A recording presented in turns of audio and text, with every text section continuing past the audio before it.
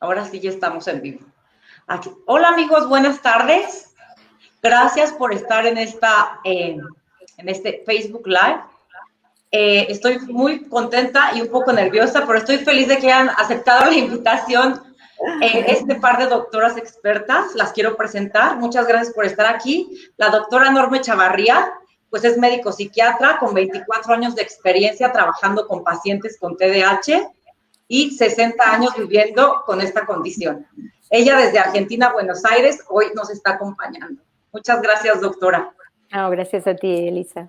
Y la doctora Juncal Sevilla, médica psiquiatra, especialista en TDAH del adulto desde Madrid, España. Muchas gracias a ambas por estar aquí. Es un gusto tener este sueño compartido las tres. Un lujo, Elisa, un lujo. Las dejo con la palabra y pues yo creo que en este tema que vamos a impartir hoy, que es el TDAH en la mujer desde la infancia hasta la tercera edad, pues hay mucho de dónde platicar. Y a mí sí me gustaría empezar por la primera pregunta, porque de hecho mis redes sociales las inicié el 8 de marzo, el Día Internacional de la Mujer, porque leí muchos casos donde la mujer somos subdiagnosticada en altas capacidades, en TDAH y en autismo. Algo estamos haciendo mal. Y bueno, la primera pregunta sería, ¿cuál es la razón por la que las niñas no somos diagnosticadas en la infancia? Juncal, tú, me parece que... Empiezo desde Madrid, por ejemplo. Bueno, realmente la razón fundamental es lo que llamamos el infradiagnóstico, es decir, las niñas están ahí, las niñas tienen TDAH exactamente igual que los niños. Lo que ocurre es que en las niñas la expresión en la infancia no es tan hiperactiva como puede ser en los niños, sino que es más los perfiles inatentos, una niña con más dificultades para prestar atención, para organizarse, para poder estudiar, para poder llevar sus tiempos, sus tareas, pero de alguna manera esas niñas, y corrígeme Norma, yo creo que estamos de acuerdo en eso, son niñas que tienen mucha perseverancia, mucha capacidad de esforzarse. También es verdad que ahí juega ya mucho también el papel, el rol de la mujer, de lo que se espera de una niña, el no defraudar a tu padre, el no defraudar a tu madre, y hace que te esfuerces y de alguna manera te sobrepongas a esa dificultad, ¿no? Entonces, de alguna manera no molestas, es una expresión fea de decir, pero es una niña que en la infancia no molesta, pero sí es verdad que son niñas que empiezan a ver que tienen ansiedad, que tienen problemas de autoestima, que sufren a veces acoso, bullying en el colegio, pero no se pide ayuda desde las familias. No son niñas que vayan al psiquiatra o al psicólogo. Yo creo que luego ya vienen los problemas en la adolescencia, que aun sin ser perfiles hiperactivos, los que son hiperactivos es verdad que son más llamativos, ¿no? Pero sin ser hiperactivas empiezan los problemas de conducta, secundarios a la frustración, a la baja autoestima, a la ansiedad, a esas dificultades que tienen. Y sí que es verdad que empiezan conductas desafiantes, consumos, conductas promiscuas, y ahí a lo mejor sí que las llevan ya al psicólogo o al psiquiatra, ¿no? Sus familias, pero ya los diagnósticos son otros, ¿no? Son rasgos límites, alteraciones de conducta, de tal manera que al final esa niña con déficit de atención va a terminar recibiendo otros diagnósticos, pero no va a ser el del TDAH, ¿no? Entonces es el fenómeno del no diagnóstico o del diagnóstico erróneo. Esa es la cuestión, yo creo, fundamentalmente, ¿no, Norma? Sí, sí. Si me permites, totalmente de acuerdo. Yo le pondría un énfasis un poquitito también al factor neurobiológico de ser mujer y tener estrógenos, porque hay toda una diferencia en la edad en que los síntomas empiezan a ser notorios, como bien dijiste, en la pubertad, en la adolescencia. Mientras tanto, las niñas tienen factores de protección, ¿sí? Los factores de protección, uno es tener un nivel de estrógenos más alto, que son esas hormonas sexuales que le permiten liberar más dopamina, es decir, se hace menos visible su sintomatología, y de hecho, por ahí aparecen ciertos rasgos que son compensados, porque no es tan grande, porque es más organizacional, porque la mamá las ayuda, y porque a veces una niña hiperactiva, habla mucho, por ahí interrumpe, y yo diría que la cuestión que va empezando a surgir es algo de sentirse diferente. La niña, si la podemos escuchar, se siente distinta, es un poco aislada de otras niñas, porque el juego de la mujer, el varón es más de crear, de construir, de chocar autos, de correr y de patear, y la niña es más de charlar, de armar juegos de contarse historias, y ahí hay una gran desventaja en la niña con TDA, porque se cuelga, porque se olvida, porque se olvidó de preguntarle a la amiguita cómo le fue ayer, y bueno, entonces es considerada, la van sacando, y entonces hay mucho aislamiento, en mi experiencia personal también. Si tiene buen entorno familiar, que como has dicho, creo que a veces pasa eso, una estructura familiar o un colegio, claro, ¿no? El funcionamiento todavía pasa más desapercibido, ¿no? Y si tiene actividad deportiva, porque hay muchas familias donde la actividad deportiva es una regla, también puede pasar más desapercibida. O el arte o la música, por lo tanto, más que nada es muy social y va minándose el desarrollo en cuanto a la percepción. Soy tonta, ¿qué me pasa, no? Porque no puedo aprobar una prueba y estudian un montón, se ponen muy ansiosas. Y diría yo que en la pubertad es cuando aparece en esa edad un aumento de peso de estas chicas, porque empieza la ansiedad y generalmente esa edad, no sé tu experiencia, Juncal, pero sí, mucho de esa edad. Las de conducta alimentaria.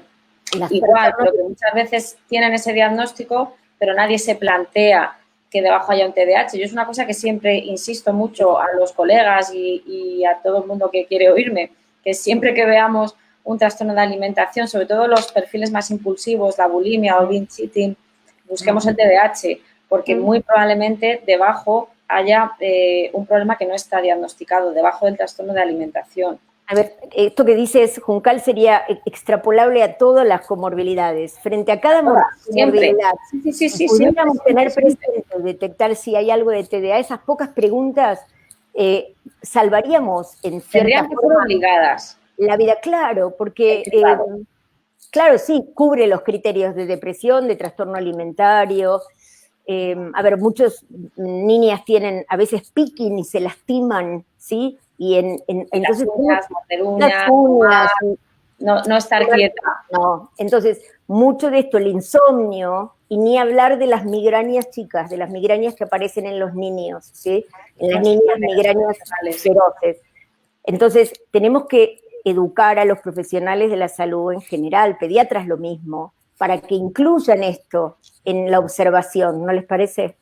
¿No, Juncal? Sí, además es que lo cierto y verdad es que la niña con TDAH está ahí y existe. Es verdad que hay un infradiagnóstico en la edad infantil, pero después, cuando llegamos a la edad adulta, y eso lo constatamos en la clínica diaria, en nuestra muestra, por ejemplo, aquí en Madrid, en nuestro programa de TDAH, hemos constatado que la mitad son hombres y la mitad son mujeres. Es decir, es paritaria completamente la muestra. Eso significa que al final esas niñas que no han estado en psiquiatría infantil, de alguna manera han terminado en psiquiatría por otras patologías, pero acaban estando en psiquiatría y ahí es donde o en psicología, me da igual, y ahí es donde las detectamos.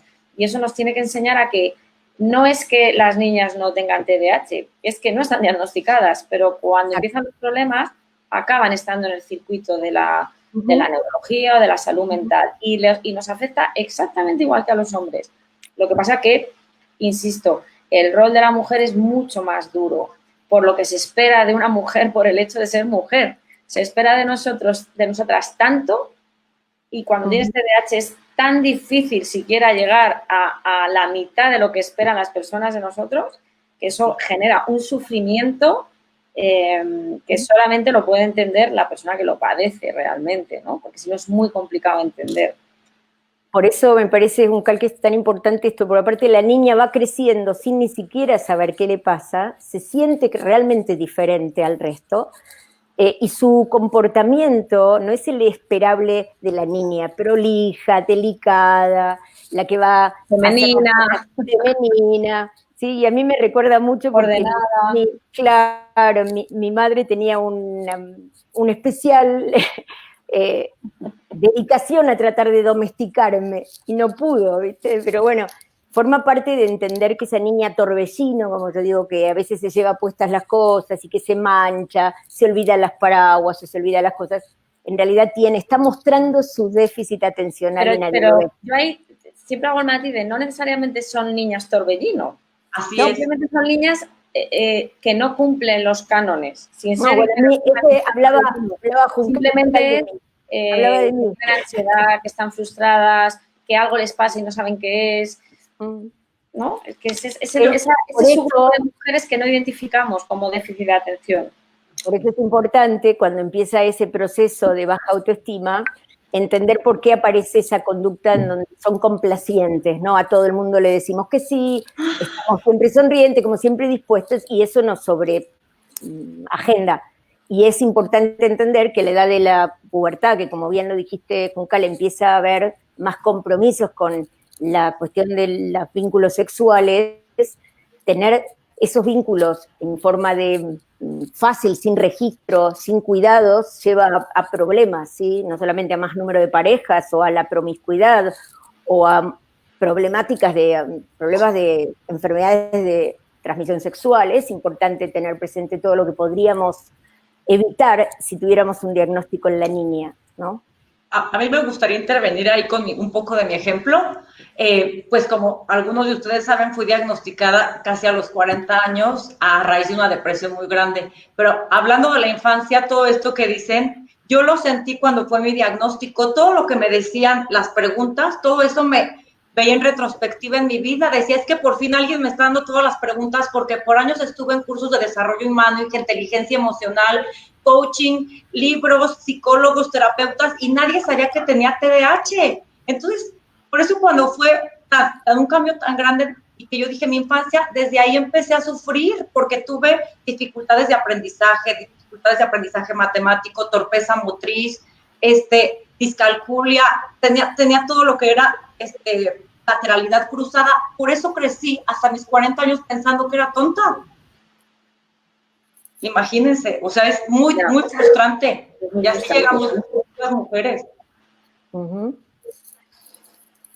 Bueno, la experiencia es la que puede cambiar, por eso podemos dar un mensaje distinto, ¿no? Eso es lo que sucede por la falta de diagnóstico. Cuando sacamos a una niña, por eso creo que hoy en Espacio TDA, y yo les leí antes, está una poesía que escribió mi hijita Lu, que ahora va a cumplir 22 años, en donde está muy claro el sufrimiento de una niña, cuando no puede formar parte de un grupo de pares, porque las nenas rechazan a una nena diferente, ¿sí? Porque se cuelga, por todas estas cosas. Pero es importante, si podemos ahorrarle ese sufrimiento a una persona, es magnífico, porque si no va a compensar o va a involucrarse en relaciones donde va a ser dependiente emocional, ¿no? Totalmente. Y algo que tú decías, doctora Norma, es que tú fuiste un torbellino. Y a diferencia de mí, yo fui una niña totalmente inatenta, totalmente tranquila y sentada y sin hacer travesuras. Entonces, por eso la niña está así como inatenta, sin hiperactividad. Es la menos que pasa por la cabeza que puede tener alguna condición de este tipo. A ver, es cierto, yo fui torbellino, pero muy desatenta, ambas cosas, ¿sí? Uh-huh. Y por ahí tan torpe que iba tan rápido que tenía más problemas todavía, pero bien, el tener hiperactividad ayuda un poco a veces a compensar ciertas cosas, a volver a repetir lo que salió mal, y sin problemas académicos, eso lo hace más difícil el diagnóstico, ¿no? O sea, que te aburres en el colegio y entonces hablas, ¿no? Te dedicas a molestar a los demás, chistes. Eso creo que es lo que se anuncia Juncal de las niñas hiperactivas o las combinadas. Elisa, perdóname un segundo. Me están diciendo que no se puede entrar desde Facebook. No, sí se puede entrar, sí nos está viendo la gente. Sí nos está viendo la gente. ¿Puedes poner el link en mi página? Me parece sí, que no está puesto. Ya está. puesto? Sí, ya. Vale. Sí, yo creo que este tema, pueden seguir hablando del tema de la adolescencia. La verdad es que a mí, cuando fue mi salto de la infancia, que fui toda la niña introvertida, y hoy que es 2 de mayo, Día Internacional de la Lucha contra el Acoso Escolar y el Bullying, toda la vida me sentí excluida y rechazada por todas estas dificultades que les digo. Entonces, una niña no comprende por qué era torpe para jugar avioncito, resorte, quemados, voleibol, y solo yo misma me excluía por tenerle miedo a la pelota. Y hasta que fui a un congreso de autismo supe que se trataba del trastorno de integración sensorial. Entonces, todo esto antes no se sabía, pero hoy hay tantas herramientas y expertas como ustedes que qué bendición tenerlas aquí. A ver, esto que dices a mí me trae un tema difícil, que era la ropa y la ropa de la mujer, ¿no? Como la niña tiene que estar vestidita, toda más prolija. Por suerte hoy estamos mucho más laxos en cuanto a términos de género y está mucho más libre la forma de vestirse, pero yo sufría horrores con vestidos con puntillas que se me enganchaban porque me trepaba un árbol. Claro. Entonces, obviamente, y como le contaba a Juncal, por momentos era muy triste porque yo no quería mancharme. El vestido me encantaba, pero no era lo que iba con mi estilo de funcionamiento. Pero bueno, pasa eso, ¿no? Pasa que el estilo de funcionamiento te lleva a pensar que eres torpe, que eres tonta y que todo eso te lo repites, ¿no? Exacto. Y luego hay una cosa que es muy importante también, que has dicho tú antes, Norma, el tema de las hormonas, que es verdad que muchas veces se nos olvida incluso a los médicos y es verdad que casi nadie lo tiene en cuenta. Y es también cómo las mujeres estamos sometidas a nuestras hormonas y cómo los propios síntomas del TDAH varían en función de incluso del momento hormonal en el que estemos. Totalmente. Es decir, que estamos sometidas a muchos factores externos y además a factores internos que son difíciles de controlar. Y eso también es importante saberlo a la hora de ajustar bien la medicación, de saber qué días son peores para la sintomatología propia del déficit de atención. Que todo eso es importante saberlo y es importante que las mujeres que tienen TDAH también lo sepan, ¿no? Porque muchas veces se nos olvida que es un factor que a las mujeres nos afecta y a los hombres no, porque ellos no tienen no tienen las hormonas que tenemos nosotras cuando bajan los estrógenos en el momento de la ovulación, ese momento tan delicado del ciclo. Y el caos que se dispara en la menarca, en la pubertad y la niña, el caos hormonal que arranca, porque antes había estabilidad, ahora viene el sub y baja, que es importante. Yo me di cuenta de que tenía TDAH a los 36, pero fui mamá 2 veces más después, sin haber hecho nada, y empecé con mi medicación a los 41. Y realmente pude comparar casi, no sé tú, Juncal, que tienes 4 hijos, casi mi estado con la medicación como el estado del embarazo. A mí el embarazo me era un placer, yo estaba estable, me sentía, bajaba mi ansiedad, estaba magníficamente bien.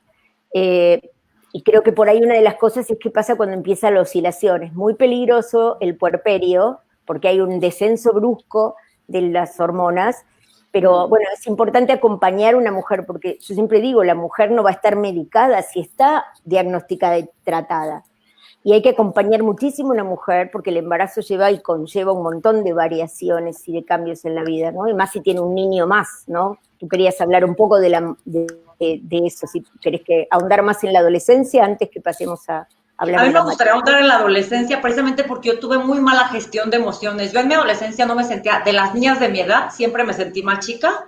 Siempre me costó muchísimo trabajo expresar mis emociones, no las reconocía y no las sabía expresar.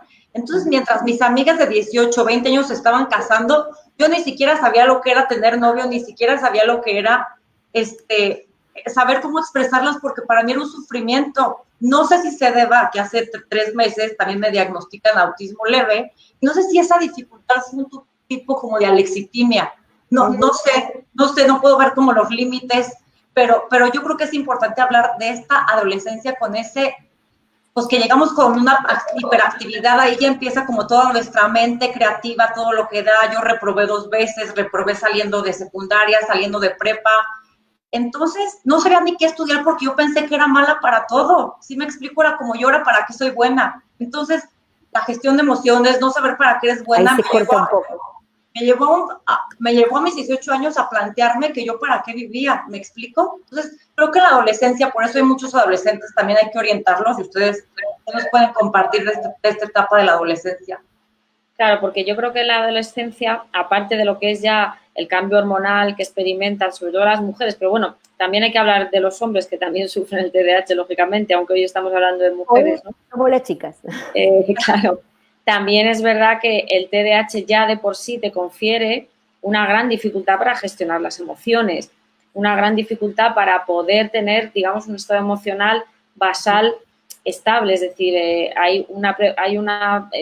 predomina, por así decirlo, la emocionalidad por encima de lo que es la racionalidad, entendámonos, es decir, esa corteza frontal, que es la que se supone que nos tiene que gobernar y controlar esas emociones para llegar a buen puerto y conseguir acciones y metas al final, de alguna manera no está tan sujeta y no controla tanto a nuestras emociones. Y muchas veces las pacientes llegan a la consulta por esos problemas emocionales realmente, no por los síntomas del déficit de atención. A ver, eso que dice, sino simplemente por la impulsividad y la dificultad en la gestión emocional. Sabes que muchas veces, Norma, hay errores diagnósticos de bipolares tipo 2, muchas veces esos tipo 2 que están en esas fases de euforia, que realmente luego no son euforia, es que ese día tocaba día bueno o semana buena y luego vino el bajón, ¿no? Entonces...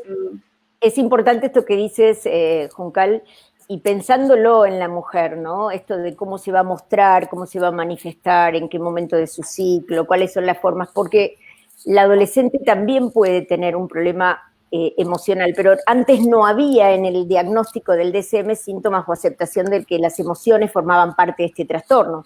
Entonces, la mujer que esencialmente, como tú dices, tiene una disregulación emocional, a ver, entrar en una emoción y no poder salir, que hace que las emociones sean casi, a ver, la emoción por definición es transitoria, pero acá queda un estado emocional, o queda profundamente, como yo digo, son muchas las veces que uno queda atrapado en la emoción, ¿no? O que genera un recuerdo esa cuestión y cambia abruptamente. Yo por eso digo, muchas personas, ojo que también tienen comorbilidades, que no solamente son confundidas tienen comorbilidades con trastorno bipolar o con trastornos de ansiedad. Pero claro, vivir toda la vida sabiendo que me voy a equivocar hace que mi performance sea ansiosa. Yo debo decir, me voy a olvidar, me van a llamar y me voy a olvidar el nombre. Es muy duro estar en un grupo y que te presenten a alguien y no saber el nombre de esa persona 10 minutos. Eso genera tal inseguridad que al final es verdad que lo que dice Elisa, prefieres no hablar. Y prefieres estar callada porque te presentan a una persona y al rato no sabes cómo se llama. Has estado en una conversación y al día siguiente no sabes ni de qué habías estado hablando. Entonces, al final te termina aislando. Claro, y que vayas a un viaje, a un mismo lugar donde están hablando y no te acuerdes la ciudad en la que fuiste, porque, a ver, es tremendo. Entonces, en mi época, chicas, no había estas cuestiones tecnológicas que tenemos hoy. Hoy yo abro mi Google Maps y dice dónde estuve. ¿Y las ciudades donde has estado y luego no te acuerdas?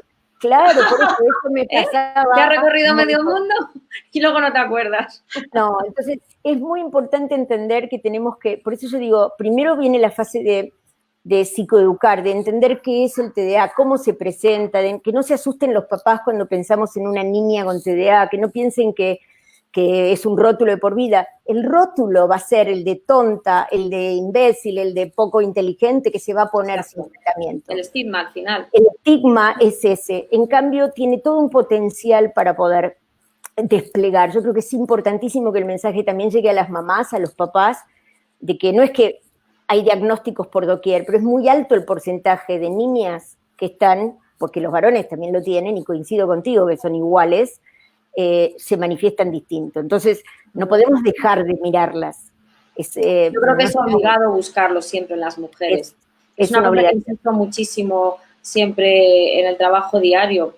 Igual que buscas como profesional trastorno bipolar, trastorno de personalidad, sistemáticamente, cuando tú tienes delante a un paciente, tú activas, digamos, tus ruedas de pensamiento y tus opciones diagnósticas. Yo creo que a las nuevas generaciones, y es lo que nos tenemos que ocupar ya las que vamos entrando en años, es de enseñarles que el TDAH hay que buscarlo, igual que buscas otro diagnóstico, ¿no? Que no tiene que ser algo excepcional, sino que tiene que ser la norma, el buscarlo como algo, como un diagnóstico más. Me parece súper importante. Sí, y es más, eso debería ser de estar dentro de las preguntas que un pediatra hace a las madres siempre, porque esto pasa desapercibido. Como la niña no va a hacer un lío en la sala de espera o no va a molestar tanto, como tú dices, en realidad, y si molesta, yo fui muy activa, pero no era una niña molesta o traviesa mal. Pero mira, yo aquí quiero lanzar un mensaje a todas las personas que nos están viendo que tuvieron el diagnóstico, porque esto ocurre mucho entre los propios pacientes. Cuando llegan a psiquiatría de adultos y tú les preguntas, ¿tienes algún antecedente psiquiátrico? Y te dicen, no, bueno, de pequeño me daban una pastilla o y nada, eso quedó ahí. O sea, ni siquiera las propias personas que tienen TDAH saben, porque nadie se lo ha explicado realmente, que eso no es una cosa que pasó en la infancia y que ahora están en el psiquiatra por otra cuestión añadida, ¿no? Es un poco, y es que, o sea, nuestra labor, yo creo, y nuestra obligación como profesionales es difundir esto, es decir, que si tuviste un diagnóstico ya de pequeño, sigues teniéndolo de adulto. Lo que pasa que ahora de adulto tendrás otros problemas asociados, ¿no? A veces pero lo que pasa... por roto ese diagnóstico cuando tenías 7 años o 14 años. Cuando a mí me pasa, y no sé a ti, Elisa, cuando veo pacientes adultos que me gustaría no verlos más, quiere decir que todos los niños han sido diagnosticados. Ojalá. A veces pasó más de una vez que una mujer, después de un tiempo de estar mucho mejor, deja el tratamiento. ¿Y saben por qué?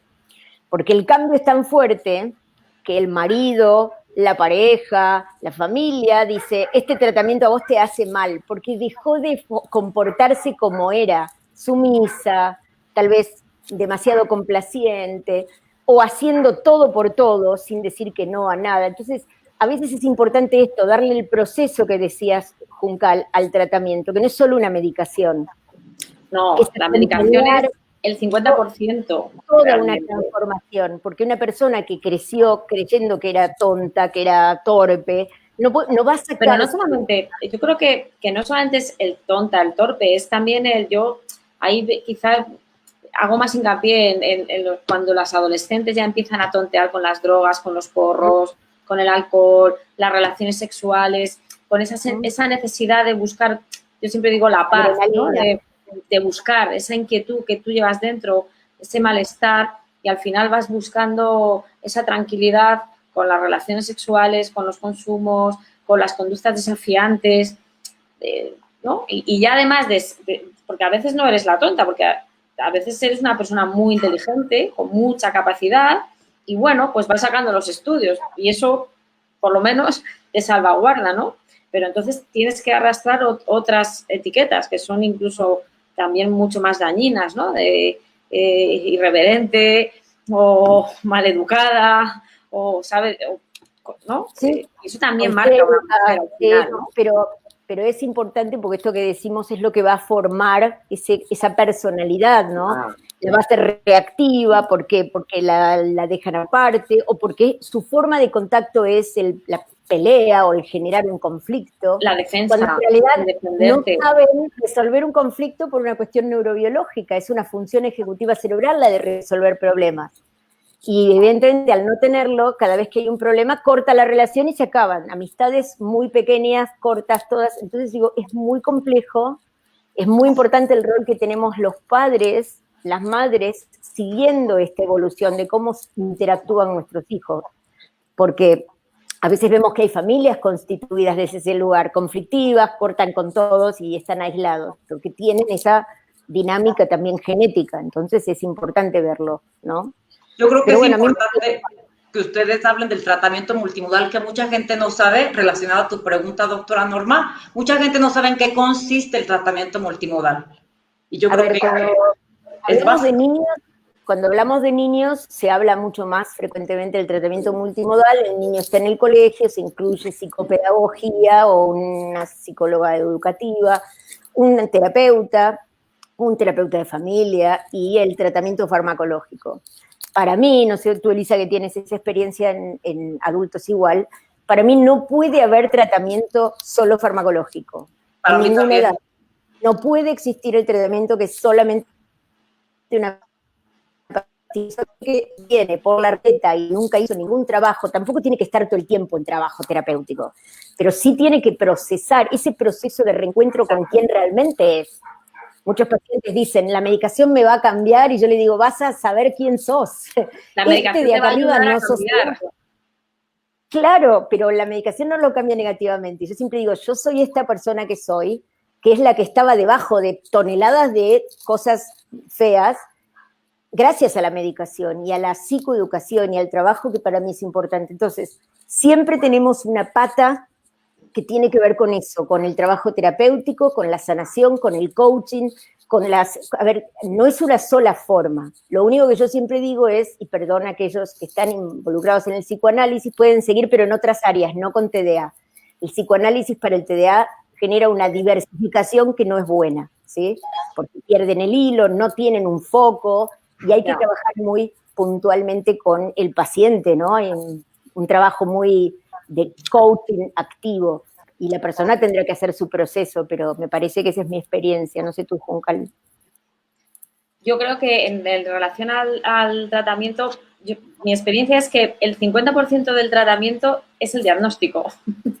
Sí, el que alguien te explique esto que te ha pasado es por esta razón. Y además no solamente es por algo que tú hayas podido evitar o por algo que tú... No, es que es una cuestión del neurodesarrollo con la que tú has nacido. Es decir, y nadie tiene la culpa, lógicamente. Yo creo que el 50% del tratamiento, o por lo menos en mi experiencia con adultos, es el diagnóstico.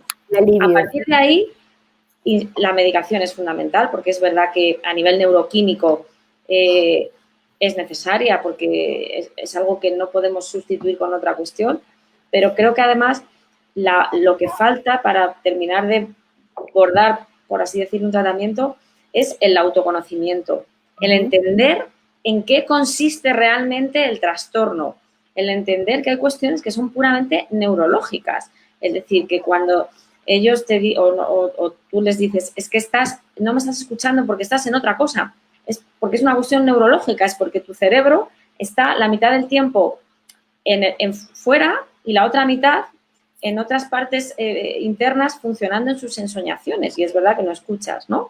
O esa impulsividad, es una cuestión de funcionamiento cerebral, es decir, cuando tú entiendes por qué eres así, y el trabajo del terapeuta es explicar. Eso es súper importante lo que has dicho, Juncal, porque cuando en Estados Unidos, sobre todo, que tienen tanto avance en un montón de cosas y tan mala la salud, desde mi impresión, comparándolo con la nuestra, se hace un diagnóstico muy rápido, se hace un screening de los síntomas, se le da la medicación y van al refill en 3 meses. Nadie les explica qué tienen, nadie les explica el funcionamiento. Ese trabajo que con mucha amorosidad, digo yo, hay que acompañar a la persona a que primero se acepte, sí, se acepte, no que se pelee con lo que no pudo hacer, que se acepte, que hagamos un duelo de lo que no fue, y que podamos integrar esto en, comprender, esto me pasa, ¿cómo puedo hacer para que esto me pase menos? ¿Sí? Porque me va a seguir pasando, pero quiero que te va a seguir pasando, esa es la cuestión, que te va a seguir pasando.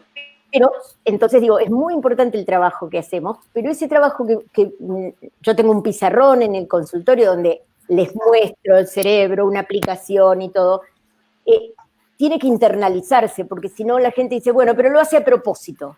Lo que pasa es que no pone voluntad. Pero ahí, normal, ahí entramos en terrenos muy pantanosos y seguro que todas las personas que nos están escuchando saben de qué estamos hablando. Cuando alguien te dice, haz esto, y tú dices, o él te dice, ya voy, y tú piensas, mañana es el mejor día para hacerlo. Y sobre todo los padres de los adolescentes y de la gente joven no alcanzan a entender que no es que no quiera hacerlo, es que no puede hacerlo, porque hay una cuestión de incapacidad para gestionar los tiempos y para entender que eso hay que hacerlo ya, que no puede esperar. Por eso es importante, porque en realidad lo que tenemos que hacer es lograr que sea hecho por ahí de una manera diferente a como lo haría una persona neurotípica. Porque como te digo, el orden para las personas que tenemos TDA puede ser que yo coloque los caramelos en un bol de la ensalada, porque es más grande, porque es más... La carmelera con tapita. No, la carmelera con tapita sirve, porque lo voy a romper. Entonces, armar un nuevo orden, un orden que sea amigable, como digo yo, para la persona, hace que pueda llevar adelante esas tareas que dice mañana, ¿no? Porque claro, si no te vas a seguir diciendo mañana. Pero eso entronca mucho también con el tema de los estudios. Pero sabes que a las adolescentes y a las niñas muchas veces siempre se les pide que saquen buenas notas y que se porten bien. Algo tan sencillo como eso. Y no se puede. Yo quiero intervenir ahí como eso, nada más. Quiero intervenir ahí un poco con el tema de la psicoeducación. Es que es tan importante porque aparte nadie vivimos el TDA de la misma manera, ni con las mismas comorbilidades, ni con el mismo grado de severidad. Y mucha gente no sabe que existe en grado leve, moderado y severo, y que podemos traer, como yo, que ahora también me he diagnosticado hace poco rasgos TLP, o sea, podemos traer una bola de nieve arrastrando desde la infancia por no haber sido diagnosticadas. Entonces, por eso a la edad adulta llegamos sobreviviendo. Yo sentí que me sacaron del mar porque siempre estuve sobreviviendo y ahora vivo, pero como no es algo que se nota físicamente, por eso hago estos programas, porque digo, no puede ser que la gente no entienda que cambia la vida tan drásticamente para bien, que como no se nos nota, hagan de cuenta que salieron mis alas, porque toda la vida sentí que me las cortaron en la escuela. Es el problema, que no se ve, Así es. Bueno, lo que pasa es que el sufrimiento, que es invisible, es tremendamente dañino. Crecer con ese sufrimiento y tratando de disimular hace que digan, me da miedo que me descubran, ¿no? Que vean que soy una impostora, como digo yo, soy una impostora, no soy tan ordenada como parezco. Pero eso sabes que es el síndrome del impostor o de la impostora, ¿no? Todo el mundo piensa que funciona muy bien, que soy muy inteligente, que soy muy capaz, y tú piensas, si supieran la verdad, no es verdad. A ver, chicas, me acuerdo un amigo mío que quiero mucho, que todavía somos amigos, porque mis amigos del colegio estamos muy unidos, después de más de 40 años, que me dijo un día, me desorientás porque sos a veces tonta y a veces brillante. Yo no me voy a olvidar porque era muy chica, y después con el tiempo dije, tenía razón, esto se veía de alguna manera. No. Y tonta porque me olvidaba el auto en la universidad y volvía a mi casa sin el auto. Y por ahí... Es que, doctora, porque también los tiempos cognitivos son diferentes. El tiempo cognitivo lento, que también muchas veces lo englobamos en la inatención, y esas personas que tienen esa dificultad para procesar, esa dificultad para retener información, para aprenden de otra manera, puede ser tremendamente inteligente, tener una gran capacidad intelectual, pero al final el déficit de atención es un lastre, porque te impide sacar todo ese potencial. Bueno, a veces hay una cuestión, y tú dijiste desafiante, yo no era desafiante, pero era molesta en las clases, porque alguien hablaba de algo y yo hacía una pregunta que no había que hacer. Esa pregunta que el profesor decía, bueno, lo vemos en otro lado. No, a ver, ¿cómo era? Y yo no me daba cuenta de que el profesor o no la sabía o no le daba, pero insistir. Entonces, ese grado de malestar genera cierta incomodidad con el resto. Entonces, a veces pasa que no es voluntaria esa expresión, no es ser desafiante, pero es hacer preguntas inadecuadas, ¿no? Preguntas molestas o sin pensar. Pero ese es el gran problema de la impulsividad. Yo muchas veces, cuando pregunto a los pacientes qué te lastra más o qué te incomoda más, los problemas de la función ejecutiva, es decir, no gestionar tiempo, el despistarte, el olvidarte de cosas, o la impulsividad. Esa impulsividad que te hace pasar de 0 a 100 en un segundo. Y la respuesta siempre es la misma. Es la impulsividad. A ver, Barclay dice muy claramente, te van a perdonar haberte olvidado un libro, exacto, pero no te van a perdonar ese exabrupto o esa expresión inadecuada. Por eso es un gran problema, sobre todo en la mujer, ¿no? Porque al hombre se le tolera las conductas impulsivas. De hecho, está asociado incluso con ser más macho o con ser más potente. Pero una mujer impulsiva se le penaliza mucho, porque no es lo que se espera de ella, ¿no? Y por otro lado, me parece que tiene mucho que ver con la comunicación que se va desarrollando en la adolescencia y este diálogo con las chicas, entre las chicas, que es tan complicado que a mí todavía me cuesta el día de hoy entender. A ver, cómo alguien me dice, te cuento esto, pero no se lo digas. No me lo cuentes, porque te voy a olvidar. ¿Entendés? Entonces me encuentro con la otra, se lo comento, porque no sé, te cuento lo que escuché, no me acuerdo qué me dijeron. Entonces siempre que alguien me dice, te voy a contar, pero no lo cuentes, les digo, por favor no me lo cuentes, porque yo me voy a olvidar. Pero esas adolescentes tan impulsivas que enseguida están con el WhatsApp, en el Instagram, colgando mensajes de los que luego se arrepienten, eso es un problema también. Para ellas eso es mucho más problemático cuando tienen que integrarse en la tribu social que el aprobar o no aprobar, yo creo, ¿no? Es mucho más grave el decir, Dios mío, acabo de subir una foto a Instagram o un mensaje de WhatsApp que no tenía que haberlo hecho.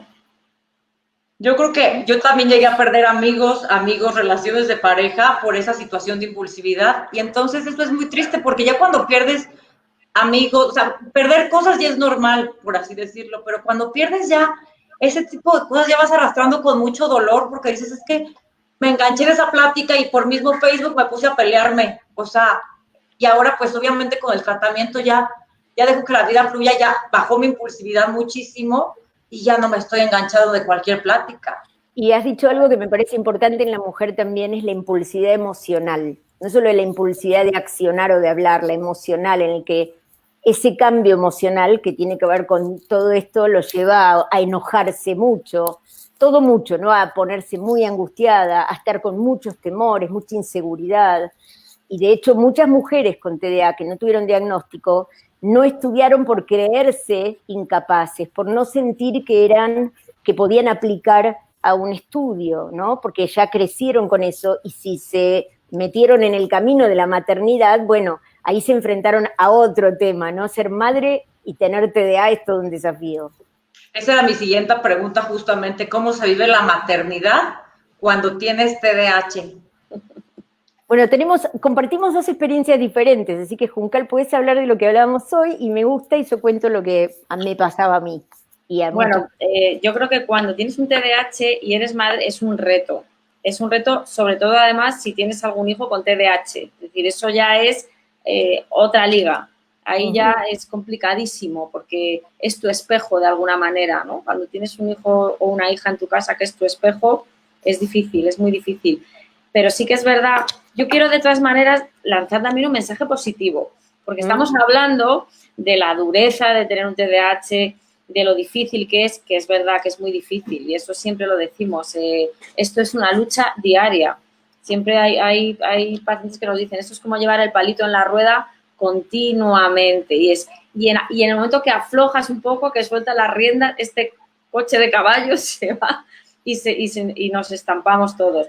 Pero el mensaje positivo es que una vez que tú tienes el diagnóstico, ¿no? Que yo creo que cada vez más los profesionales vamos aprendiendo más y vamos conociendo más y las personas van estando diagnosticadas y una vez que tú te vas conociendo puedes tener una vida obviamente normal y de hecho la gran mayoría de las personas con TDAH son funcionales. Es verdad que hay un subgrupo que se perdió desgraciadamente por el camino con las drogas, en la cárcel y demás, por estos problemas de conducta y de consumo, pero en general son personas funcionales, ¿no? Estamos funcionando en la sociedad. Y el mensaje positivo es que, bueno, la maternidad obviamente es muy difícil cuando tienes un TDAH porque se te olvidan muchas cosas, no calculas bien los tiempos, eres muy impulsiva, pero no es... La procrastinación que es muy típica en las personas con TDA. Yo les diría, chicas, que eso que tú dices te llevó, lo que compartías, que hay pacientes que temen tener un hijo por esta cuestión de inconsistencia, ¿no? Sí. A mí me lleva a pensar que todo esto también es un desafío. Si yo conozco que tengo TDA, si logro estar tratada integrativamente antes, voy a estar muchísimo más preparada para algo que si no me va a pasar. Claro. La maternidad, en mi experiencia, fue fantástica y en la gran mayoría de mis pacientes fantástica en el periodo inicial, cuando los chicos son pequeños. Cuando se tornan más grandes, más difícil, porque la mamá no tiene la posibilidad de recordar lo que dijo que no debían hacer, no se acuerda de lo que había que llevar al colegio. Ahí viene un input, muchas cosas, mucha ropa, en lo de uno, de otro, y es mucha info. Entonces yo digo, pero a su vez podemos ser mamás divertidas, creativas. A ver, en esta casa siempre fue abierta, la casa donde vivo es donde viví con mis 5 hijos, y puede venir, siempre la respuesta era sí, y que no me dejen mentir, podía venir el grado entero a tomar la leche, porque era divertido, ¿sí? Otra madre hubiera dicho, ¿cómo? Entonces, a veces tenemos también la posibilidad de ver que hay cosas positivas en el estilo de funcionamiento, más relajado. Claro, pero muchas veces por esa impulsividad, a veces la impulsividad no tiene que ser necesariamente mala. Yo creo que el mensaje es cuando controlas, digamos, la parte fea o la parte que te entorpece en la vida de la impulsividad y utilizas la impulsividad para crear, para hacer cosas que a lo mejor otra persona no haría porque no se pone a hacerlas, esa es la parte positiva, ¿no? Que siempre decimos.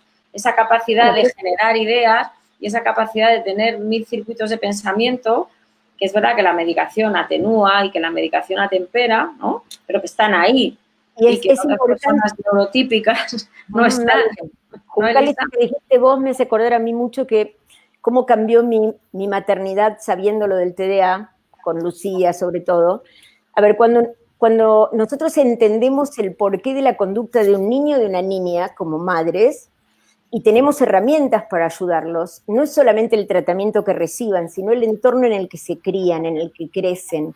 Porque cuando uno tiene una parentalidad positiva, en vez de pensar en que tiene que sancionar castigos porque no hacen lo que deberían, también ayuda mucho, pero esa información la tiene que tener la mamá antes, tiene que saber cómo proceder con un niño, con una niña que por ahí es desafiante o que no hace lo mismo o se volvió a manchar.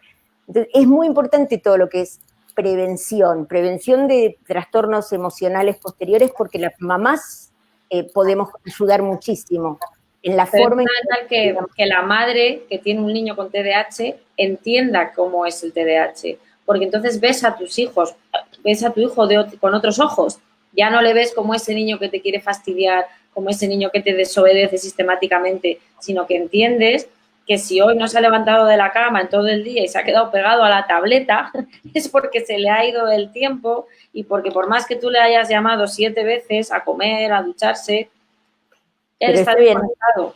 Es súper importante cuando la mamá también tiene TDA, porque la inconsistencia de los mensajes es mortal para la educación, ¿no? Si te digo una cosa y después te digo otra, pobre chico, no sabe para dónde ir. Uh-huh. Y esto también es importante, tener presente que hay muchos desafíos constantes de horarios, de actividades que se van sumando y se hace muy complejo y el estrés es muy grande. Muchas mamás escalan igual que los hijos con la impulsividad emocional y ahí se dan esas combinaciones de los niños oposicionistas desafiantes y madres que gritan más fuerte, ¿no? Y se hacen grandes caos. Entonces también es importante cuidar el entorno de las casas con conocimiento. Pero por eso es importante la labor que también tenemos nosotros, sobre todo, yo insisto mucho en explicar y en que las personas con déficit de atención se conozcan y la familia les conozca y les pueda entender. Es que si no es muy difícil entenderlo, ¿no? Y las parejas, que no estamos hablando de las parejas, de las mujeres con TDAH. O al contrario también. Una pareja, ¿no? Al lado de esa mujer, porque eso es muy complicado. Y depende de cómo sea. Yo recuerdo una paciente que con todo el amor del mundo, claro, que su marido siempre me decía, pero entonces no me toma el pelo, pero entonces lo que le pasa es porque se despista y se olvida de que hemos quedado, no es porque no me quiera, no, es que se le ha ido, no se acuerda. Lo más complicado en la pareja es cuando la elección es complementaria y uno es el papá o la mamá del otro, ¿no? Entonces, creo que es importante todo lo que es psicoeducativo para elegir una pareja en forma funcional, no complementaria solamente, ¿no? Porque él es ordenado, ordena mis papeles, porque él hace esto, maneja mi dinero y después, bueno, maneja mi vida y a veces no está tan bueno que una mujer desvalida o desprotegida con baja autoestima elija personas que la manipulan, entonces también es bueno. El conocimiento también es importante, ¿no? Para no tener parejas disfuncionales. Ahí me gustaría intervenir precisamente con esta experiencia que tengo de una amiga, a raíz que yo me diagnostiqué, se empezaron a diagnosticar muchas amigas a mi alrededor, y una de ellas con 52 años me decía, Elisa, ahora entendí por qué dejé toda la vida que mis parejas, o sea, llevaba un divorcio, no sé cuántas parejas, que mis parejas me trataran mal, que me dijeran tonta, tarada, dejarme hasta humillar o golpear por pensar que yo misma sí era, y ahora que sé que nací, pero también tengo fortalezas, entonces por eso el autoconocimiento, les digo, te empiezas a enfocar en las fortalezas que tienes y no en lo que no podías.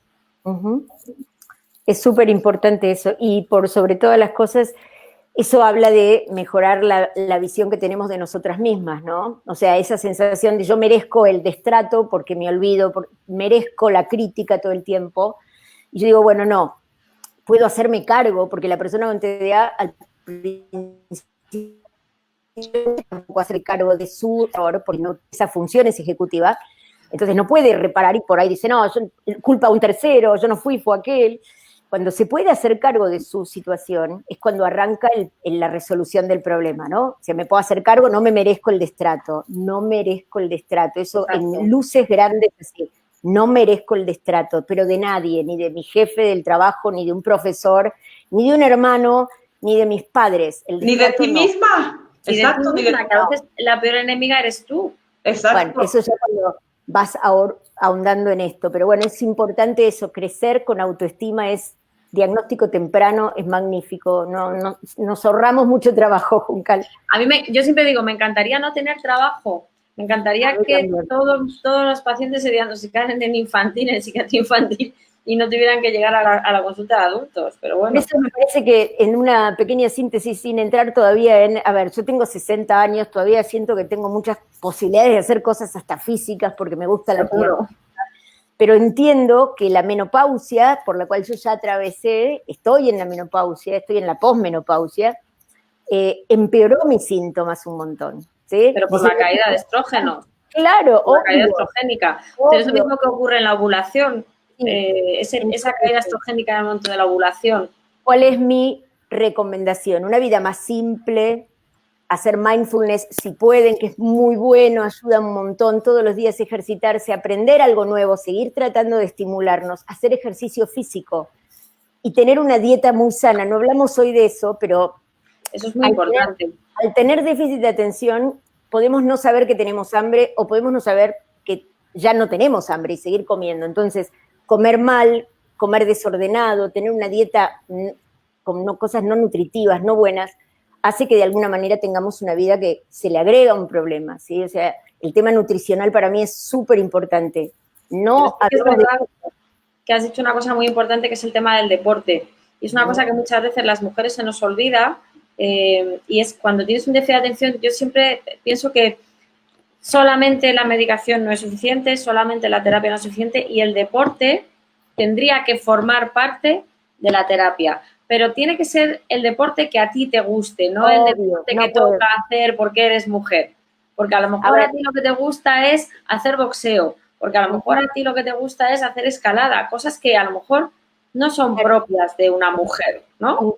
Yo hace más de 20 años que voy a remar al río, con un bote en el río. Me queda a 25 kilómetros y no lo dejé en 20 años porque ese es el lugar que es fundamental el deporte. Estoy yo toda. Entonces, cada uno puede buscar el deporte que sea, puede ser el que sea, pero es importante incorporarlo como una actividad que tiene que ser por lo menos 2 veces por semana, no menos. Por lo menos, sí.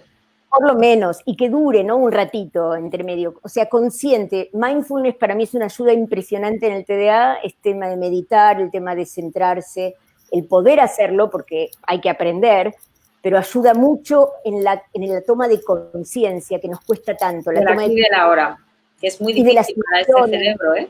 Exacto, y es muy difícil porque nos conecta con las emociones, nos permite nombrar la que decías, Elisa, también, o sea, todo un montón de cosas que no son solo medicación, no hablamos solo de medicación, hablamos de coaching, hablamos de mindfulness, hablamos de ejercicio, de una buena dieta. Yo siempre empiezo esto con mis pacientes, ¿qué desayunas? Pensando en la medicación. La gran mayoría no desayuna. No tarde, pero porque van siempre con prisas por la mañana. Entonces, ese trazo de la mañana se gestiona fatal. Para mí es vital. Todas las casas deberían ser como yo aprendí de chiquita. Se sienta toda la familia para desayunar con manteca. Porque ese tiempo también nos ancla en la proporcionalidad de los tiempos que necesitamos poner. Hay que parar para hacer cosas. Y ese es un momento importante. Por eso creo que todo lo que es organización de esos espacios, de que los chicos vayan a la cocina, las nenas pueden aprender a cocinar y gustarle hacer esas cosas. Es necesario ordenar también que la alimentación sea una alimentación sana, más en una sociedad donde después hay tanto valor por la imagen y después entra el problema de los trastornos alimentarios. Pero sí que es verdad que esto enlaza mucho con el tema de hoy. Cuando eres mujer y tienes TDAH, a veces el hecho de hacer la compra, programar menús, programar la nevera, es un ejercicio altamente complejo. Es muy complicado, porque requiere una planificación, ¿no? Y eso hace que muchas mujeres o muchas mamás se penalicen, decir, soy incapaz, mis hijos llevan 3 días sin leche, tengo la nevera vacía, no he cocinado para esta semana. Entonces, eso requiere a lo mejor, pues eso, hacerse un plan en un pizarrón, como dices tú, en el salón, que te ayuden. Sobre todo, yo siempre digo, pedir ayuda. Es decir, a esa pareja o a tus hijos, pide ayuda para hacer ese planning y asume que a ti, pues igual que tienes otras cosas maravillosas, eso te va a costar más. Y no está de más que pidas ayuda y entre todos digáis, vamos a hacer un menú, ¿no? A ver, igual Juncal, yo siempre digo que nosotros tenemos que encontrar nuestra forma, porque cuando pides ayuda y es de la forma estándar del neurotípico, a mí no me sale. Entonces, a veces es encontrar la forma en que esa organización funcione y hasta que no la encuentres seguís probando. Por ejemplo, yo tengo una regla para mis pacientes cuando empiezan, le digo, cocina doble durante una semana, doble. Haces milanesas, cocina 8, guarda 4. Cuando llegó el domingo, el menú de la semana siguiente está entero en el freezer. Solo tienes que cocinar doble. Doble lata de tomate, doble salsa. Entonces, eso ayuda porque empieza por ser algo simple. No es tan grave, no tengo que hacer un montón de pensamiento. Todo doble. Eso todo doble y ya tienes lo de la semana que viene hecho. Exacto. Y no lo tienes que comer en el mismo orden porque está congelado, lo puedes cambiar, pero ya está listo. Y esto me parece que es aprender, primero conocer dónde están las cosas que no nos salen bien, porque tenemos cosas que nos salen bien. A mí la organización me encanta, y yo tengo TDA, pero la organización me ayuda porque si no me pierdo, ¿sí? Entonces armé una organización para poder hacer todo en el tiempo que necesito hacerlo. Entonces eso ya está incorporado. Pero se puede aprender cada uno encontrando sus facetas, ¿no? Bueno, chicas, pues ya casi es la hora. Ahorita vamos a seguir media hora de sesión de preguntas y respuestas. Solo para cerrar esta parte de la tercera edad, ¿qué sería lo más importante? A ver, yo te cuento qué, porque estoy con un 60, es tremendo, tercera edad. ¡Ah! Bueno, no parezco. Pero ¿qué pasa? Es importante esto, ¿saben qué? Más qué consejo, esto que les dije, dormir bien, ejercicio físico, buena alimentación y aumentar un poquito la dosis de la medicación si toman. Pero seguir tomándola a pesar de la edad, porque muchas veces las personas piensan que cuando llegan a una edad, incluso el diagnóstico tardío, nosotros diagnosticamos a pacientes con 50 y con 60 años. Bueno, en Europa, obvio, en Europa no hace mucho hicieron un screening del diagnóstico en la tercera edad, es decir, muchas personas que estaban tratadas por pseudodemencias o inicios de deterioros cognitivos. Bueno, claro, es un tema complicado. Nadie les preguntó si habían sido así toda la vida, ¿no? Claro. Entonces, hubieron muchos diagnósticos, llamémoslo tardíos, en cuanto a que ya no estaban expuestos a estudiar, pero es muy importante la calidad de vida. No pero da igual, porque cuando te has pasado 70 años sin entenderte y sufriendo, que alguien te explique esto te ha pasado por esta razón, es maravilloso. Muchas personas edad, no hay edad. Muchas mujeres mayores que han empezado y pudieron tomar la medicación, sin haberme contado antes, me dijeron, se me fueron las migrañas, ¿tiene algo que ver? Bueno, pues eran muy de tener muchos dolores de cabeza, hay quien tiene fibromialgia también, pero ojo con eso, no las vemos, las cefaleas. Después nos cuentan, y eso tiene que ver mucho, es comórbido, pero tiene mucho que ver con el estrés que genera vivir con TDA. Exacto. Todo lo que tenemos que hacer para vivir la vida que otro vive nada más que espontáneamente, ¿no? Así es. Yo quiero finalizar con uno en el último congreso que fui de TDAH, porque me gusta estar investigando, tengo un espíritu investigador que me gusta estar sabiendo siempre de TDA, conociendo de TDA, autismo y altas capacidades. En el último congreso que fui, una doctora de Estados Unidos, no recuerdo su nombre, decía que le llegaban pacientes, como tú dices, doctora Juncal, de 60, 70 años, que iniciaban la medicación y que les cambiaba la vida. Dije, es que por eso no me canso en decir que nunca es tarde para el diagnóstico, pero siempre va a ser mejor en edades tempranas. Pero es verdad que esto es una cosa que tenemos que cambiar los profesionales, porque si ya nos cuesta dar un diagnóstico en una niña de 20 años, imagínate dar un diagnóstico a los 70 años. Es que hay veces que tus propios colegas, yo no sé si a ti te pasa, Norma, pero a mí mis propios colegas me miran como si estuviera realmente loca. Y con el cariño de la palabra, dicho por un psiquiatra. ¿Cómo puedes diagnosticar un TDAH a los 70 años? Pues bueno, puedo, lo hago. No solamente puedo, sino que lo hago. Creo que es importante eso porque conecta con mucho de lo que una persona que sí medica TDA sin trato, no se los da los fines de semana, la medicación o en el verano, porque no tienen que ir a clases. Le digo, pero mientras tanto tu vida es un caos. Tu vida sigue. El fin de semana, cuando tienes oportunidades de hacer deporte, de tener amigos, de salida, tu vida es un caos y no está bien. El TDA es un problema 24/7 todos los días del año. Y hay que ver pelis y hay que enterarse de las pelis. Obvio, y hay que tener salidas y cosas divertidas. No todo es estudio, no todo es trabajo, no todo es eso. Eso es importante. Así que, pero bueno, chicas, muy bien. Gracias. Gracias a ti, Lisa. Gracias a ambas, de verdad, súper agradecida. Ya vieron cuántos seguidores tienen, o sea que las veces que quieran, hagan uno ustedes dos sin mí, pero informen a la gente porque es necesario hablar de esto más. Es necesario que muchos profesionales, yo pasé por neurólogos y psiquiatras que nunca me diagnosticaron y solo me querían dar la pastilla para la depresión y ansiedad y yo decía, no quiero una pastilla, quiero que me digan a qué se deben mis conductas. ¿Sí me explico? Entonces, pues yo sé que están muy ocupadas, pero estas plataformas son muy necesarias. Gracias de corazón a ambas. Gracias a ti por organizarla, porque la organizadora has sido tú, lo sabes, ¿no? Muy bien, Elisa, gracias. Miren, voy a empezar a leer unas, creo que fueron las primeras y las veo en orden. Gabriela López, el tema no menor es llegar al diagnóstico. Liliana Rodríguez, saber que tienes TDAH ya es el 50% del tratamiento. Araceli Almanza, el diagnóstico es el primer paso, apenas comienzas a autoconocerte. Sandra Podesta, un gran alivio fue el diagnóstico y entender por qué me sentía tan lenta o mis llegadas tarde o mis impulsividades al hablar. Carlos Chicalote, un doctor que quiero mucho, que trabajo mucho aquí con él, psiquiatra y genetista, experto en trastornos del neurodesarrollo. Saludos, doctor. Psicóloga Lucero del Alba, así como también la psicoeducación de la familia, la pareja que va de la mano con el autoconocimiento y la aceptación del diagnóstico para poder tener un apoyo. Blanca de Miguel, eso Norma, eso es, no sé a qué se refería, pero te está apoyando en tus comentarios. Natalia Vázquez, hola, qué maravilla. Liliana Rodríguez, se requiere un gran apoyo de la familia y que la familia lo entienda. Blanca de Miguel, el tema de voluntad es peligroso, es la chica del problema. Bueno, yo creo que eso era como en el tema de la voluntad de la respuesta. Ángeles Medellín, exactamente vivo en Estados Unidos, pero por eso estoy aquí buscando información, porque aquí solo te dan la medicina y punto. Qué triste. Lucila Zuniño, ¿quieres decir algo, doctora? El refill lo llamo yo, como cuando van con un vaso de Coca-Cola a que le hagan el refill. Entonces le dan la medicación por otros 6 meses y nadie les pregunta cómo están lidiando con el proceso de su tratamiento. Es muy complejo. Pero Norma, permíteme que haga un inciso, por lo menos se la dan y le diagnostican. Sí, es que el problema todavía peor es que no te diagnostiquen y no te la den.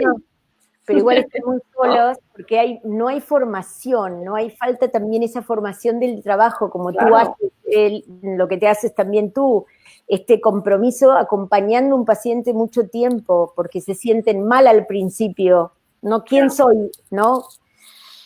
Yo creo que algo que no incluimos, yo creo que fue los grupos de autoapoyo. Yo cuando fui diagnosticada, luego busqué grupos de autoapoyo y leo.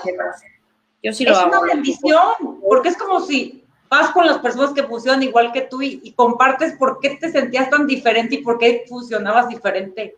Nosotros sí que hacemos grupos de adultos. En el programa de adultos sí lo hacemos y de hecho es la herramienta terapéutica más poderosa que yo tengo, el grupo. Y además yo siempre les digo, es como entrar a un grupo de personas con TDAH, entrar esa hora y media con ellos, es como meterte en una cápsula espacial y hacer un viaje por el espacio donde puedes sentirte tú libre de hablar, de expresarte, porque sabes que de la puerta para afuera nadie te va a comprender, ¿no?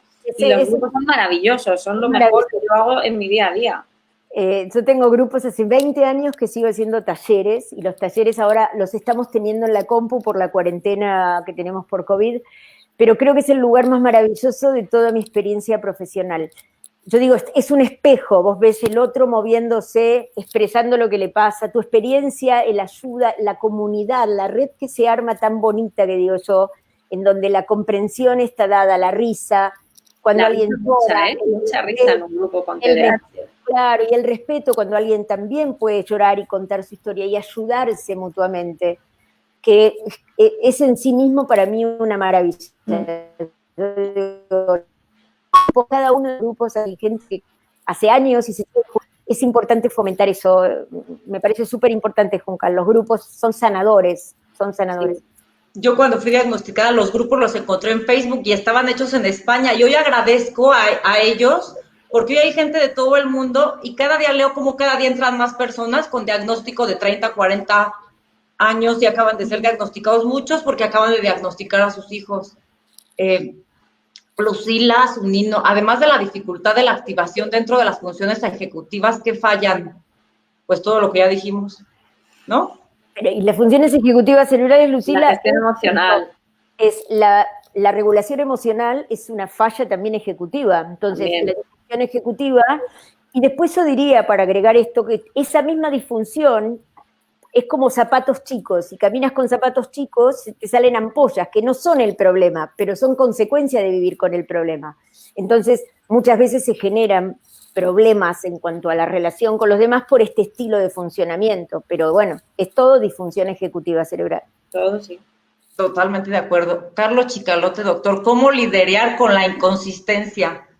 Ay, ese es un tema, con la inconsistencia parental, ¿no? Bueno, primero hay que tener muy claro lo que vamos a hacer, tiene que ser muy simple. Nosotros hacemos un programa que es el Dr. Charles Green, que se llama Collaborative Proactive Solutions, soluciones colaborativas y proactivas, en el cual le podemos brindar a los papás la posibilidad de que, solemos como padres o madres con el bebé decir muchas cosas, queremos, ve a lavarte los platos o ve a lavar la copa, ahora los mandamos a otro lado. La consistencia es poder tener una posición, qué es lo que queremos decir, acotado, cortito, y recordarlo. Es ser consistente. Si yo dije que no quería que después de las 9 de la noche los niños estuvieran despiertos, no genero un programa como madre a las 9:30, porque eso no sería consistente, ¿sí? Recordar lo que planteamos y ser consistente es eso, ¿no? Decir que todos los días vamos a desayunar hace que cuando un día estemos apurados, no digamos, hoy no se desayuna. Sí, consistencia. Hoy vamos a llegar tarde, pero vamos a desayunar. Pero sí que es verdad que en una mamá con déficit de atención eso es muy complejo. Entre otras cosas, porque muchas veces se te olvida que has dicho algo o que has establecido una norma. A mí me acuerdo, mis propios hijos me decían, ¿por qué no vas a salir? Les decía algo y me decían, mamá, estaba en penitencia. Yo ya me había olvidado de lo que había pasado. Claro, si te olvidan que has castigado a alguien, por ejemplo. Entonces es importante, y yo creo que fui aprendiendo con el tiempo, y me he hecho mejor madre a medida que pasó el tiempo, porque fui aprendiendo con mis hijos, pero este programa es muy bueno y tiene un mecanismo de desarrollo que es mucho más simple que cualquier otra cosa, porque se hace con los niños, con los adolescentes, ¿sí? No lo hacemos impartiéndoles una orden, sino llegando a resolver un problema con ellos, del cual somos socios, y es mucho mejor, y no hay esas escaladas ni nada. Pero ser consistente, al doctor, ¿cómo era el nombre? Ya me olvidé. Doctor Carlos Chicalote. Una tarea muy difícil. Doctor Chicalote, es difícil, pero bueno, se intenta. Sí, así es. Muchas gracias. Soy psicóloga Lucero del Alba Rincón. Dice, soy una adulta con el diagnóstico. Trabajo con pacientes adultos, adolescentes y pequeños con el diagnóstico. Y de manera activa promover el conocimiento de este trastorno a la sociedad. Pero de manera personal, el hablarlo con mi familia, aceptarlo y caminar fue difícil, pero se siente un enorme cambio. El alivio que dijo Juncal, el 50% del tratamiento, el diagnóstico. Coincido totalmente. Sandra Podesta, la autoactivación, ¿qué tema? Mucha vida mental y no poder llevar a cabo. Bueno, hay que salir de la cabeza, hay que llevar las cosas que queremos a un papel, afuera. Tengo un pizarra en la cocina pintado de pizarrón. La agenda, yo insisto mucho siempre con la agenda. Sí, afuera, la información en la cabeza no. Afuera. Muy, muy excelente respuesta, doctora, todo lo que han dicho. Conchi Alcántara, el sufrimiento de mi infancia ha dejado muchas huellas en mi persona. En la mía también, créeme que por eso inicié esta plataforma, pero todas esas huellas emocionales, con mucha tristeza y dolor que tengo en mi vida, he tomado muchas terapias, terapia cognitivo-conductual. Hoy en día estoy en terapia MDR, que es para sanar el trauma, porque ya no alcanzamos a hablar de la disforia de rechazo en el TDA, pero somos tan rechazados de niños y de adolescentes que yo creo que, no sé, ustedes qué terapias son las que han visto más para los que hemos sufrido tanto. Pues ¿ustedes quieren compartir algo? Depende hasta dónde llegue el sufrimiento. En tu caso, estás hablando de sanación. Yo en mi caso, insisto mucho en la psicoeducación. Yo creo mucho en el poder de la psicoeducación en el adulto, porque es verdad que en el niño, aunque tú hagas psicoeducación, es verdad que al niño le cuesta más interiorizar, porque todavía no tiene esa capacidad a lo mejor de insight, ¿no? El insight que tiene el adulto, pero un adulto cuando tú le explicas, eso ya es terapéutico. Y después las herramientas conductuales y cognitivo-conductuales, ¿no? En modificar esa conducta y en modificar esos pensamientos son potentes, cuestan, porque es verdad que al final siempre te terminan diciendo, es que se me olvida, tengo que hacer un repaso, tengo que repasar lo que he aprendido, pero yo creo que al final poco a poco se van generando cambios en las rutinas y puede haber cambios en ese día a día.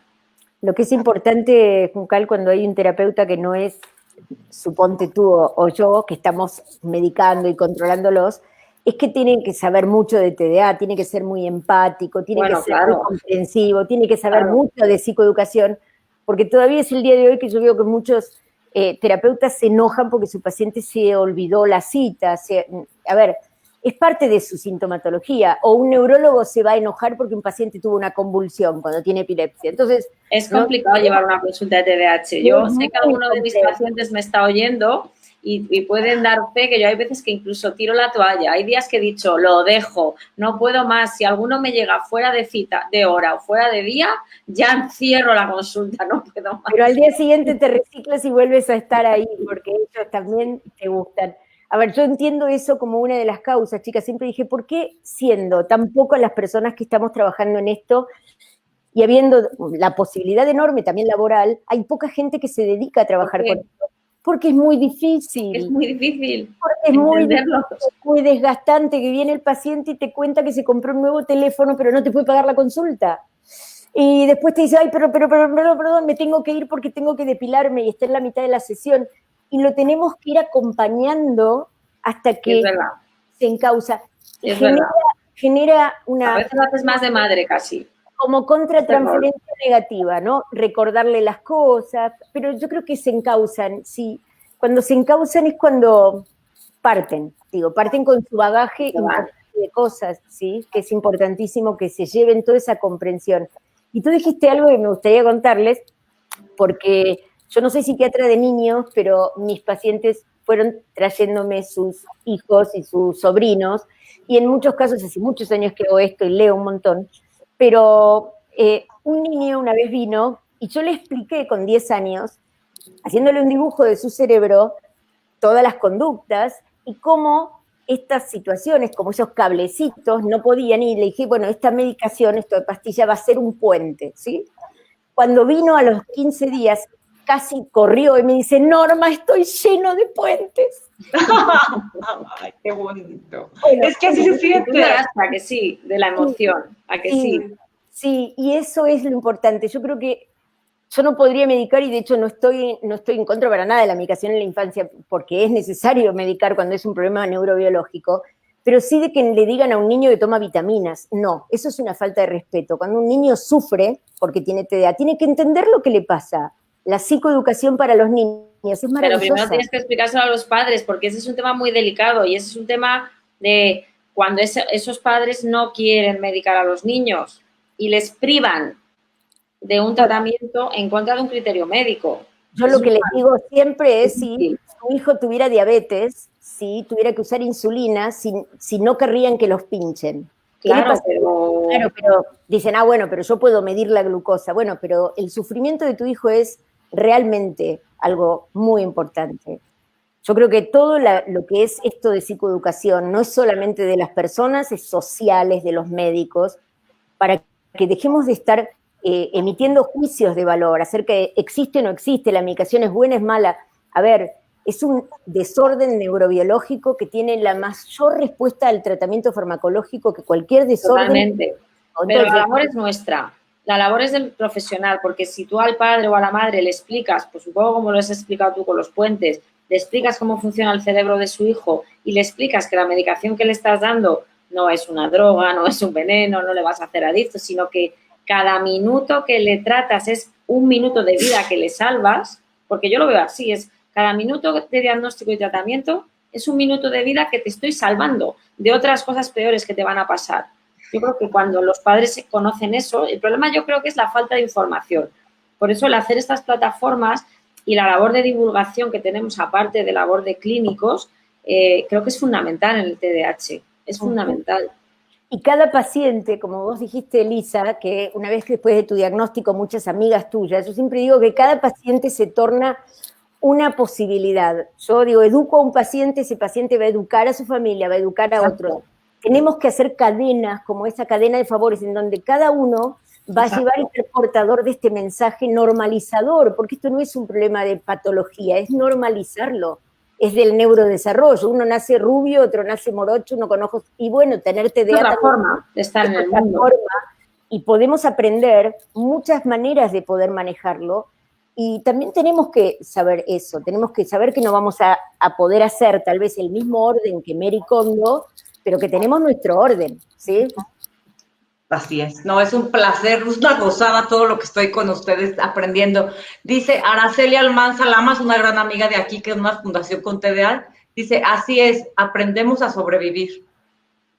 Pues sí. Bueno, hasta ahí, hasta el diagnóstico, y después tenemos que aprender a vivir. A vivir. Así es. Hasta Yo aprendí a vivir. Hasta el diagnóstico, supervivencia, pero después a vivir, chicas. Así es.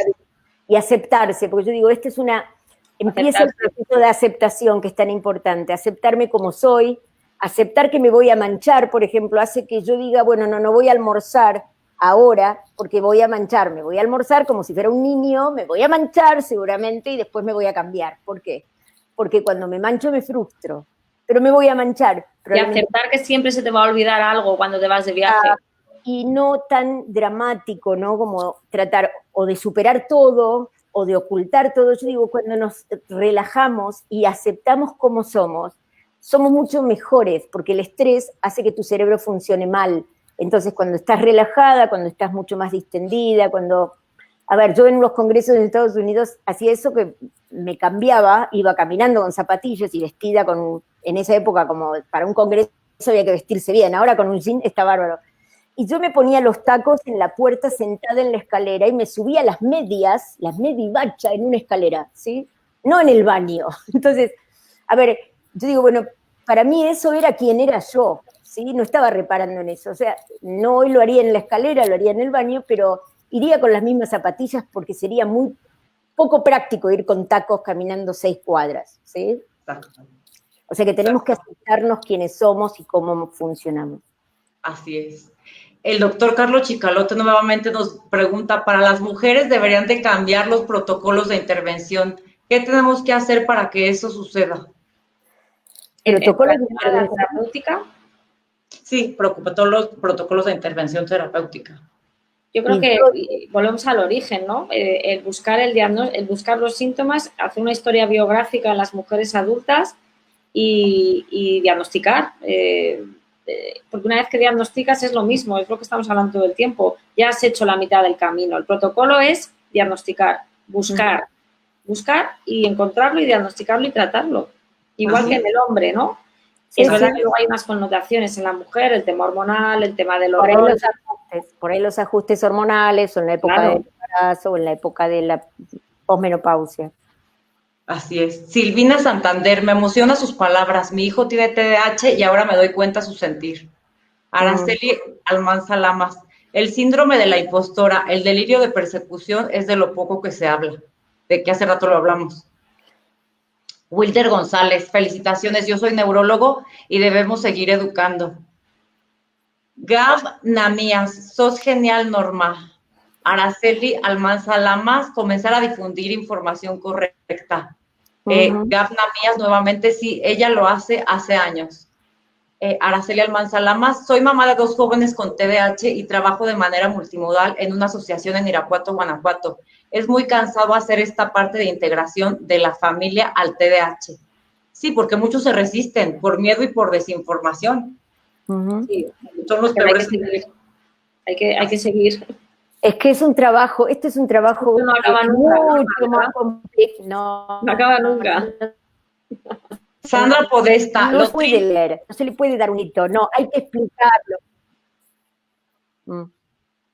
Sandra Podesta, lo triste es cuando la familia no entiende y dice, pero si seguiste una carrera, pero si trabajaste, confunden con falta de inteligencia. ¿Sí? Se confunde. Sí, con falta de perseverancia y con falta de voluntad y con inconsistencia, ¿no? De que hablábamos antes. Es verdad que parece que por el hecho de haber tenido una carrera no puedes tener un TDAH y muchas veces es todo lo contrario. Es decir, depende de muchas variables, del entorno social, económico, cultural en el que crezcas, de tu capacidad de perseverar, de lo que te hayan enseñado en tu casa.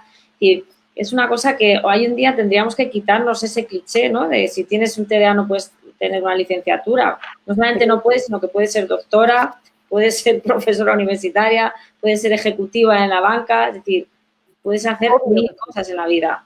El tema importante en eso, a ver, Elisa, es súper importante porque ese es un tema de, no puede ser porque es muy buena alumna, ¿sí? Ya. Yo tuve diploma de honor en la facultad y podía haber tenido medalla de oro, pero puse una radiografía al revés y me saqué un 4, y ese 4 me bajó el promedio a 8,26 y yo tendría 10. Pero a mí me gustaba estudiar, yo aprendí a estudiar con mi padre que me enseñó a divertirme, pero es muy importante pensar que no vamos a descartar que una persona tenga TDA porque esté en un alto puesto. Tenga un título universitario.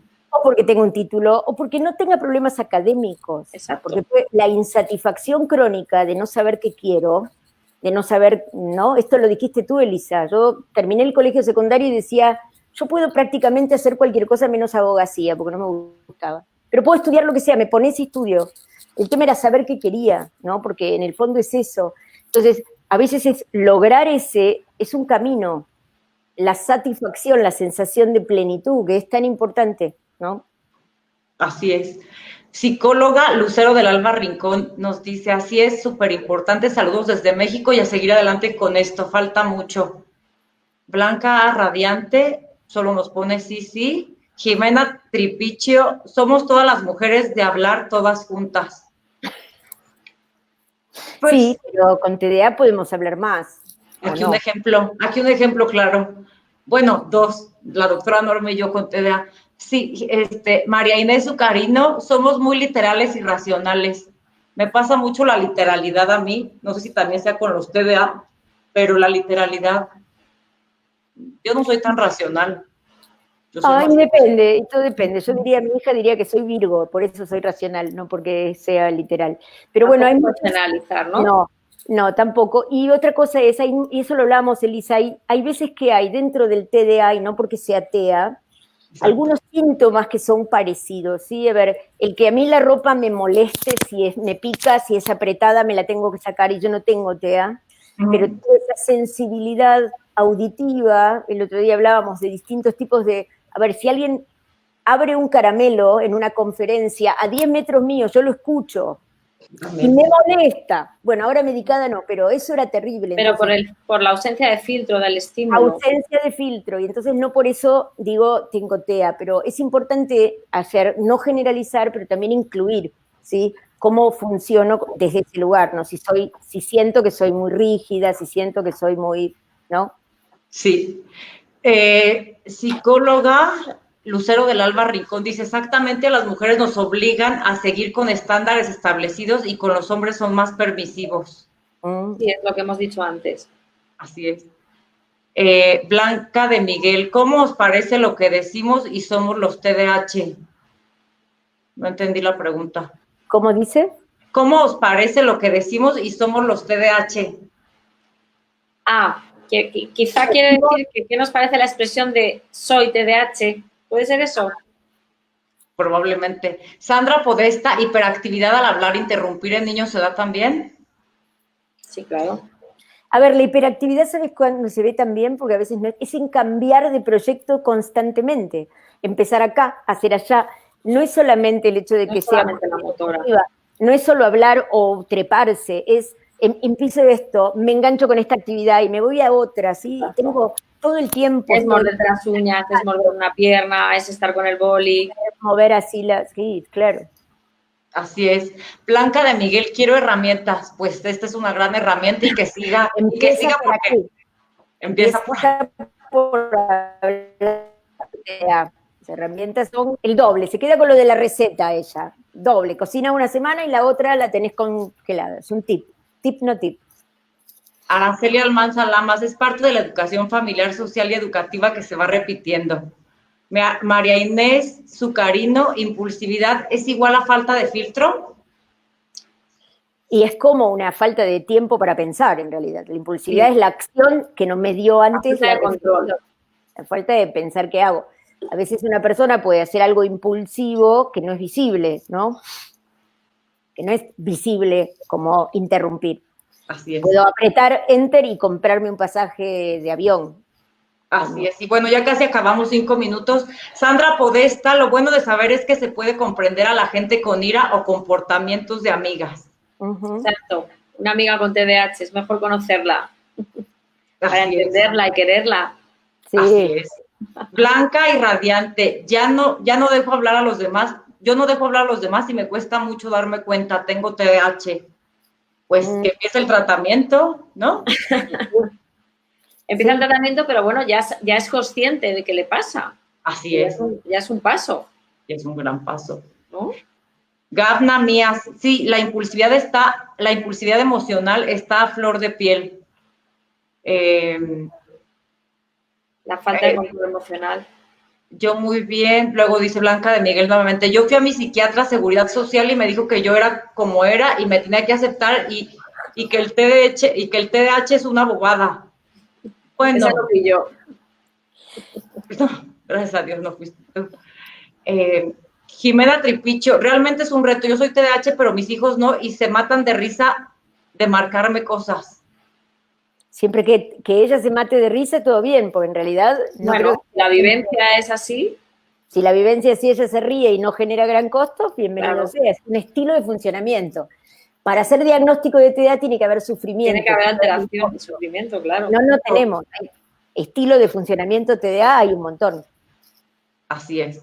Psicóloga Lucero del Alba Rincón, a mí toda la vida me veían como la pobrecita, creyendo que jamás lograría nada. Ahora esa idea la ven muy lejana. Araceli Almanza, la más es triste tener especialistas sin conocimiento. Sí, es muy triste. Wilder González. Tiene remedio eso, chicas. Eso es bueno, tiene remedio, los podemos educar. Sigamos psicoeducando. Wilder González, el TDAH es una condición clínica descrita en el DSM 4 y 5. Yo considero que hay médicos y médicos. Sí, justo lo que estamos diciendo. Laura Méndez, son brillantes, excelente todo lo que están contando. Blanca de Miguel, es más, mi psiquiatra de Seguridad Social me dijo que la gente que no me aceptaba era porque no entendía o no tenía la suficiente sensibilidad. Sandra Podesta, cuando me enteré siendo grande pude entender comportamientos de mi familia y ahora estoy súper atenta a mis hijos, sobre todo en la impulsividad, hacen cosas que los ponen en riesgo. Eso es importante. Así es. Como madre lo que me pesa cuando tomo conciencia, quizá lo que más me duele es que en muchas ocasiones no le presto atención a mi hija y le contesto sí o no, sin a veces ni saber qué dijo. Y es importante eso. Así es. O era intelectualmente necio, pero no me dio solución. Blanca de Miguel. A ver, Gabna Mías, la diversión es única. Psicóloga Lucero del Alba Rincón y el colegio también, pero siempre existen cosas buenas también. Conchi Alcántara, así me describe mi hija su niñez respecto a mí. Así es. Araceli Almanza Lamas, tener, vivir y aceptar que tenemos una familia TDAH es el comienzo de una aventura cada día. Psicóloga Lucero del Alba Rincón, exacto, mi impulsividad me ha dado oportunidad de realizar muchas cosas positivas. María Inés Zucarino, en casa era igual, Cira mejor sigue siendo así, siempre hay lugar para una más. Muy cierto, doctora Juncal, para ver la parte positiva, ver las fortalezas siempre. Wilder González. Sandra Podesta, me reprocho mucho, si lo hubiera sabido antes hubiera sido mejor mamá, me entristece mucho esto. También hice cosas positivas como preparar un cumple de 15 años en un mes, el hiperfoco. Ahí solo le diría algo, me acuerdo, ya no presté atención al nombre, pero sí al mensaje. Yo siempre digo que no podemos ir con la máquina del tiempo para atrás, eso no lo puedo hacer yo, no lo pueden hacer ustedes, o sea que tenemos que trazar una raya y decirme tengo que perdonar y tengo que perdonar todo lo que no hice y lo tengo que soltar, pero sí tengo que mirar de aquí para adelante. Si hicimos daño a alguien y no fue intencional, podemos pedir disculpas, mostrar lo que nos pasa, le podemos evitar. Pero creo que tenemos que empezar a mirar de aquí para adelante, porque si no vamos a hablar del sufrimiento eterno, lo vamos a dejar en el foco y no es esa la idea. La idea es que puedo hacer hoy con el diagnóstico de aquí para adelante, ¿no? Así es. Con Calvos que pensamos. Sí. Pues chicas, ya son las 2:30. Lo que quieran cerrar, y agradecidísima de corazón. Ya vieron cuántas personas y cuánta participación. Hay muchas preguntas, pero bueno, si no las contestaremos de manera personal cada una. No, las dejás abajo y después las podemos contestar y se las mandamos, porque aquel que preguntó merece la respuesta. Me parece muy buena intervención.